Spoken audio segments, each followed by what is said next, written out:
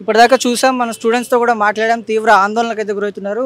దీని సందర్భంగా మనము ఇదే నేపథ్యంలో అడ్వకేట్ గారు కూడా మనతో ఉన్నారు, మాలతి గారు. వారితో కూడా మాట్లాడి ఎందుకు లీగల్గా మనం ఎలాంటి ప్రొసీడింగ్ తీసుకోవచ్చు, ఎలాంటి అనేది కూడా వాళ్ళతో మాట్లాడి ఒకసారి ప్రయత్నం అయితే చేద్దాం. నమస్తే మేడం.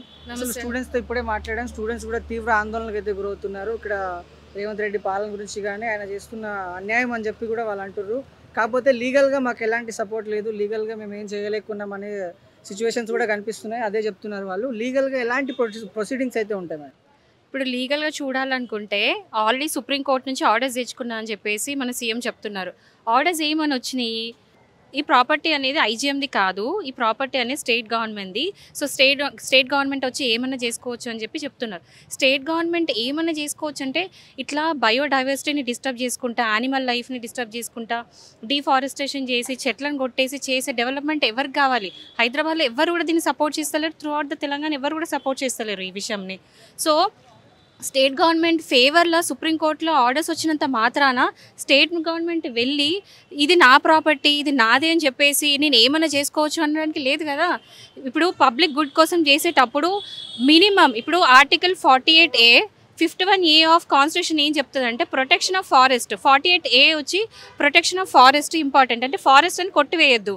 అండ్ సెకండ్ వచ్చి 51A ఏదైతే ఉందో ఎవరైనా సరే ఎన్వైరన్మెంట్ని ప్రొటెక్ట్ చేయాలి, ఎండివర్ చేయాలి. అంటే ఎవరైనా సరే ఎన్వైరన్మెంట్ ప్రొటెక్ట్ చేయాలి. ఇప్పుడు డెవలప్మెంట్ చేసే పేరుతో ఎన్వైరన్మెంట్ని ఖరాబ్ చేయడం అనేది అసలు ఒక సర్వనాశనానికి నెక్స్ట్ స్టెప్ అన్నట్టు.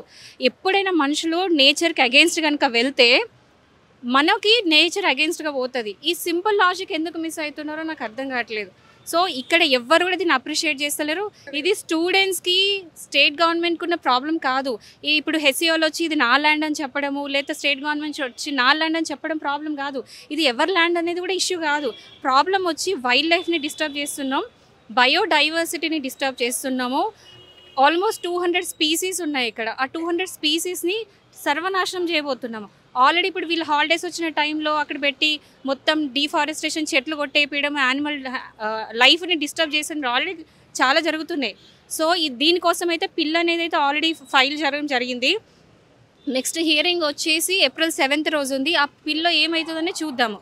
బట్ ఒక్కసారి పిల్లో ఏదైనా కూడా ఈ మీన్ వైల్లో ఇదంతా కొట్టివేయడం ఇదంతా కరెక్ట్ కాదు కదా. కోర్టులో ఆల్రెడీ పిల్ నడుస్తున్నప్పుడు ఈ కొట్టివేయడం ఇదంతా జరగడం కరెక్ట్ కాదు. బట్ ఇక్కడ స్టూడెంట్స్ని ఇదే సందర్భంగా వీళ్ళు కొట్టడం కూడా జరిగింది. మాకు గాయాలయ్యి ఆ విజువల్స్ కూడా మా దగ్గర ఉన్నాయని కూడా కెమెరాకు కూడా చూపించడం జరిగింది. అంటే స్టూడెంట్స్ మీద కూడా వీళ్ళు పోలీసు వాళ్ళు కానీ ఇక్కడ ఉన్న సిబ్బంది కానీ దాడి కూడా చేయడం, వాళ్ళకి గాయాలు అవ్వడం కూడా జరిగింది. అంటే దీని మీద మనం ఎలాంటి చర్యలు అయితే తీసుకోలేమంటారా?